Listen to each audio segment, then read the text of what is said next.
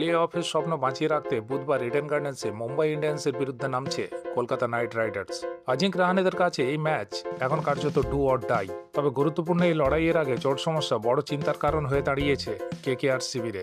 বিশেষ করে বোলিং বিভাগে একাধিক ক্রিকেটারের অনিশ্চয়তা দলকে চাপে ফেলেছে। সবচেয়ে বড় ধাক্কা হতে পারে বরুণ চক্রবর্তীর অনুপস্থিতি। আগের ম্যাচেও খেলতে পারেননি তিনি, আর মুম্বাইয়ের বিরুদ্ধেও তার নামার সম্ভাবনা খুবই কম। অন্যদিকে গুজরাট টাইটান্সের বিরুদ্ধে খেলতে নেমে আবার চোট পান মাথিসা পাথিরানা, ফলে তাকেও পাওয়া নিয়ে রয়েছে বড় সংশয়। এই অবস্থায় প্রথম একাদশে অন্তত একটি পরিবর্তন প্রায় নিশ্চিত বলেই মনে করা হচ্ছে। ব্যাটিং বিভাগে অবশ্য খুব বেশি বদল চান না কোচ অভিষেক নাইয়ার। ওপেনিংয়ে আবার দেখা যেতে পারে অজিঙ্ক রাহানে ও ফিন অ্যালেন জুটিকে।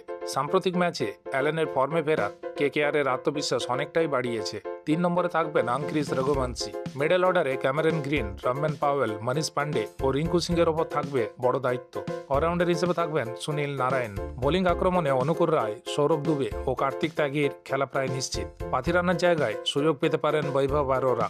দলে ওমরান মালিক থাকলেও এখনো পর্যন্ত একটিও ম্যাচ খেলেননি তিনি, তাই বৈভবের দিকেই ঝুঁকছে টিম ম্যানেজমেন্ট। সব মিলিয়ে মরশুমে টিকে থাকতে হলে বুধবারের ম্যাচে জয়ের বিকল্প নেই কেকেআর এর সামনে।